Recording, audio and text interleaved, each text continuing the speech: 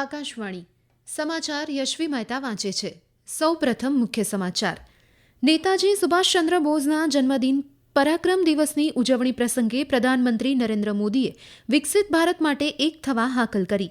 કેન્દ્રીય ગૃહમંત્રી અમિત શાહે સુરતમાં જણાવ્યું હતું કે આયુષ્યમાન કાર્ડના માધ્યમથી ગરીબ મધ્યમ વર્ગના પરિવારોને આરોગ્યની ઉમદા સહાય મળી રહી છે. દિલ્હી વિધાનસભાની ચૂંટણીમાં ભાજપ, કોંગ્રેસ અને આમ આદમી પાર્ટીના નેતાઓ દ્વારા આક્રમક ચૂંટણી પ્રચાર. રાષ્ટ્રીય રાજધાની દિલ્હીના કર્તવ્ય પથ પર પ્રજાસત્તાક દિવસની પરેડનું ફૂલ ડ્રેસ રિહર્સલ યોજાયું અને મલેશિયામાં રમાઈ રહેલી અંડર 19ની મહિલા T20 વિશ્વકપમાં ભારતે શ્રીલંકાને 60 રને હરાવ્યું. સમાચાર વિગતવાર. પ્રધાનમંત્રી નરેન્દ્ર મોદીએ આજે નવી દિલ્હીમાં સંવિધાન સદનના સેન્ટ્રલ હોલમાં નેતાજી સુભાષચંદ્ર બોઝને તેમની જન્મજયંતિ પર શ્રદ્ધાંજલિ અર્પી હતી. તેમણે કહ્યું હતું કે નેતાજીએ જે રીતે આઝાદી માટે ફોજ તૈયાર કરી હતી તેવી જ રીતે આજે આપણે વિકસિત ભારત માટે એક થવાની જરૂર છે. नेताजी ने देश की स्वतंत्रता के लिए आजाद हिंद फौज बनाई. इसमें देश के हर क्षेत्र, हर वर्ग के वीर और वीरांगनाएं शामिल थी. सबकी भाषाएं अलग अलग थी, लेकिन भावना एक थी, देश की आजादी. यही एकजुटता आज विकसित भारत के लिए भी बहुत बड़ी सीख है. तब स्वराज के लिए हमें एक होना था, आज विकसित भारत के लिए हमें एक रहना है. લોકસભાના અધ્યક્ષ ઓમ બિરલા, સંરક્ષણ પ્રધાન રાજનાથસિંહ, કોંગ્રેસ પ્રમુખ મલ્લિકાર્જુન ખડગે અને અન્ય નેતાઓએ પણ નેતાજી સુભાષચંદ્ર બોઝને શ્રદ્ધાંજલિ આપી હતી. આ પ્રસંગે ઉપસ્થિત શાળાના વિદ્યાર્થીઓ સાથે વાતચીત કરતા પ્રધાનમંત્રીએ વિદ્યાર્થીઓને પૂછ્યું કે 2047 સુધીમાં રાષ્ટ્રનું લક્ષ્ય શું છે, જેનો એક વિદ્યાર્થીએ આત્મવિશ્વાસ સાથે જવાબ આપ્યો કે ભારતને વિકસિત રાષ્ટ્ર બનાવવું. શ્રી મોદીએ એ વાત પર પણ ભાર મૂક્યો કે કેન્દ્ર સરકાર દ્વારા પૂરી પાડવામાં આવતી 1200થી વધુ ઇલેક્ટ્રિક બસ દિલ્હીમાં દોડે છે અને વધુ શરૂ કરવામાં આવશે. તેમણે વિદ્યાર્થીઓને પ્રધાનમંત્રી સૂર્યગઢ યોજના વિશે સમજાવ્યું કે આબોહવા પરિવર્તનનો સામનો કરવા માટે આ યોજના એક સાધન છે. તેમણે કહ્યું, આ યોજનાના ભાગરૂપે ઘરની છત પર સૌર પેનલ લગાવવામાં આવ્યા છે. તેમણે વધુમાં ઉમેર્યું કે ઉત્પન્ન થતી વીજળીનો ઉપયોગ ઈ વાહનોને ચાર્જ કરવા માટે થઈ શકે છે, જેનાથી અશ્મિભૂત ઇંધણ પરનો ખર્ચ ઓછો થશે અને પ્રદૂષણ ઓછું થશે. કેન્દ્રીય ગૃહમંત્રી અમિત શાહે સુરત ખાતે કેન્સર હોસ્પિટલના લોકાર્પણ પ્રસંગે જણાવ્યું હતું કે પ્રધાનમંત્રી નરેન્દ્ર મોદી દ્વારા આયુષ્યમાન કાર્ડના માધ્યમથી ગરીબ અને મધ્યમ વર્ગના પરિવારોને આરોગ્યની ઉમદા સહાય મળી રહી છે. વૃદ્ધ અને ગરીબો માટે આરોગ્ય સેવા સુલભ બની છે.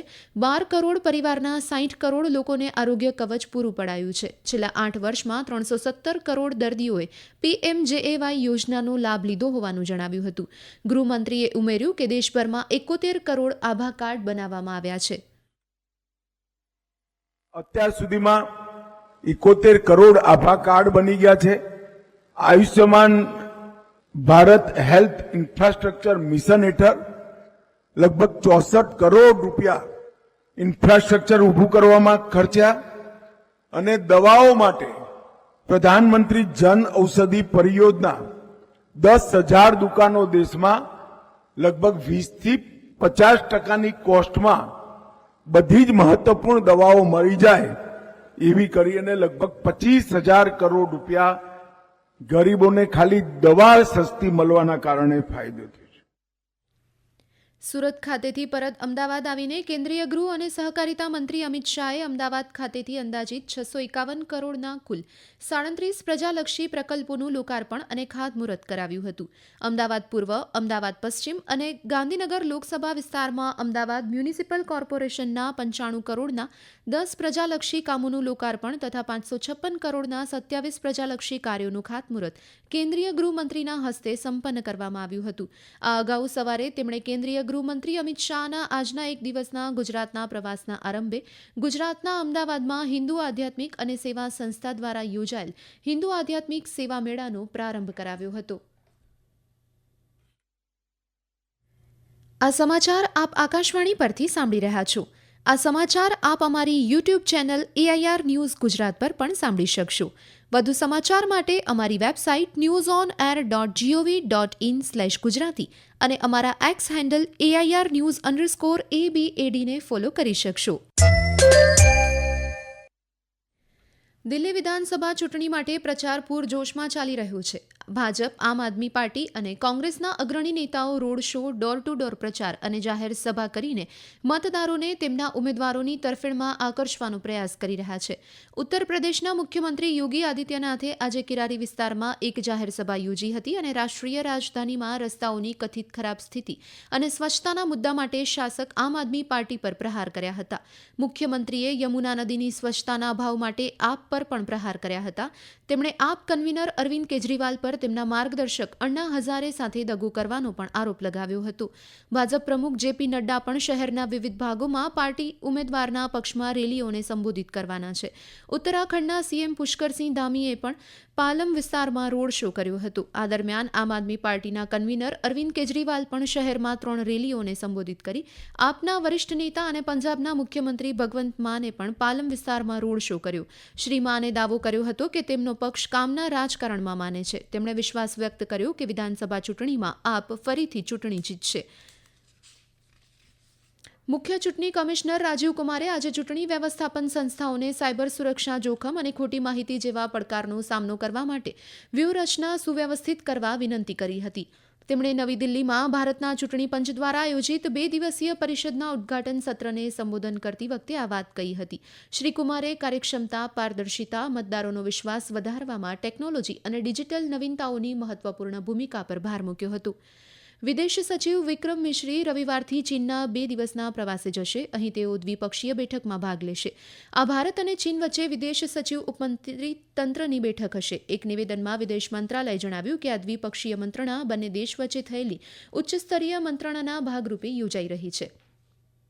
ભારતીય સેના 76મા પ્રજાસત્તાક દિને કર્તવ્ય પથ પર યોજાનારી પરેડ માટે સજ્જ છે. ત્યારે આજે નવી દિલ્હીમાં મીડિયાને માહિતી આપતા મેજર જનરલ સુમિત મહેતાએ જણાવ્યું હતું કે ભારતીય સેનાનું પ્રતિનિધિત્વ એક માઉન્ટેડ કોલમ, 8 મિકેનાઇઝ્ડ કોલમ અને 6 માર્ચિંગ કન્ટિન્જન્ટ દ્વારા કરવામાં આવશે. તેમણે ઉમેર્યું કે આ વખતે યુદ્ધ ક્ષેત્રની દેખરેખ પ્રણાલી અને ડીઆરડીઓ દ્વારા પ્રલય શસ્ત્ર પ્રણાલીનું ચિત્રણ પરેડનું મુખ્ય આકર્ષણ રહેશે. આ વર્ષે ઇન્ડોનેશિયન ટુકડી અને બેન્ડ દેશના મુખ્ય અતિથિ તરીકે આ વર્ષના પ્રજાસત્તાક દિવસની પરેડમાં ભાગ લેશે. આકાશવાણી ન્યૂઝ સાથે વાત કરતા ઇન્ડોનેશિયન આર્મીના બ્રિગેડિયર ક્રિસ્ટોમી સિયાન્ટુરીએ જણાવ્યું હતું કે પરેડમાં 352 ઇન્ડોનેશિયન આર્મી સૈનિકો ભાગ લેશે. ઉલ્લેખનીય છે કે પરેડ દરમિયાન રાજ્ય, કેન્દ્રશાસિત પ્રદેશ અને કેન્દ્રીય મંત્રાલયના કુલ 26 ટેબ્લો દેશની વિવિધતા અને સંસ્કૃતિને રજૂ કરશે. આ ટેબ્લો સ્વર્ણિમ ભારત, વિરાસત અને વિકાસની થીમ પર આધારિત રહેશે. આજે રાષ્ટ્રીય રાજધાનીમાં કર્તવ્ય પથ પર પ્રજાસત્તાક દિવસની પરેડનું ફૂલ ડ્રેસ રિહર્સલ યોજાયું હતું. આ દરમિયાન T-90 ટેન્ક, નાગ મિસાઇલ સિસ્ટમ અને પિનાકા રોકેટ સિસ્ટમે દેશની લશ્કરી શક્તિનું પ્રદર્શન કર્યું. આ ઉપરાંત સશસ્ત્ર દળના વિવિધ માર્ચિંગ ટુકડી અને વિવિધ રાજ્યોના ટેબ્લોએ શક્તિ અને સાંસ્કૃતિક ઝલક રજૂ કરી હતી. ભારતીય વાયુસેનાના વિવિધ ફાઇટર જેટ્સ અને વિમાનોએ પણ કર્તવ્ય પથ પર એક આકર્ષક હવાઈ પ્રદર્શન રજૂ કર્યું હતું. ભારત સ્માર્ટફોન નિકાસમાં વિશ્વમાં બીજા ક્રમ ધરાવનાર દેશ બન્યો છે. ઇલેક્ટ્રોનિક્સ અને માહિતી પ્રસારણ મંત્રી અશ્વિની વૈષ્ણવે જણાવ્યું હતું કે પ્રોડક્ટ લિંક્ડ ઇન્સેન્ટિવ યોજનાએ વૈશ્વિક સ્પર્ધાત્મકતા, કૌશલ્ય અને રોજગાર સર્જનને વેગ આપ્યો છે. તેમણે ઉમેર્યું કે આ ક્ષેત્ર વિશ્વની શ્રેષ્ઠ કંપનીઓ સાથે સ્પર્ધા કરવા માટે તૈયાર છે. મલેશિયાના કુઆલાલંપુરમાં ચાલી રહેલી અંડર-19 મહિલા ક્રિકેટ ટૂર્નામેન્ટમાં ભારતે શ્રીલંકાને 60 રને હરાવ્યું હતું.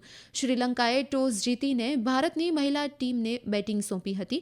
ભારતે 20 ઓવરમાં 9 વિકેટે 118 રન કર્યા હતા, જેમાં ગોંગાડી ત્રિશાએ સૌથી વધુ 49 રન કર્યા હતા, જેના જવાબમાં શ્રીલંકાની ટીમ 20 ઓવરમાં 9 વિકેટે 58 રન જ કરી શકી હતી. ડિજિટલ અર્થતંત્ર 2030ના વર્ષ સુધીમાં દેશના જીડીપીમાં 20% યોગદાન આપશે. ઇલેક્ટ્રોનિક્સ અને માહિતી ટેકનોલોજી મંત્રાલય દ્વારા ગઈકાલે જાહેર કરાયેલા એક અહેવાલ મુજબ વર્ષ 2022-23માં રાષ્ટ્રીય આવકમાં ડિજિટલ અર્થતંત્રનું યોગદાન 11.74% હતું, જે ઝડપથી વધી રહ્યું છે. અંતમાં મુખ્ય સમાચાર ફરી એકવાર.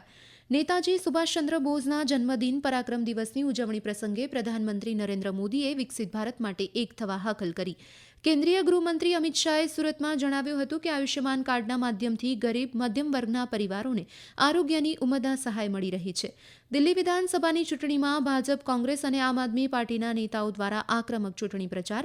રાષ્ટ્રીય રાજધાની દિલ્હીના કર્તવ્ય પથ પર પ્રજાસત્તાક દિવસની પરેડનું ફૂલ ડ્રેસ રિહર્સલ યોજાયું. અને મલેશિયામાં રમાઈ રહેલી અંડર-19ની મહિલા T-20 વિશ્વકપમાં ભારતે શ્રીલંકાને 60 રને હરાવ્યું. આ સાથે જ આકાશવાણી પરથી સમાચાર પૂરા થયા.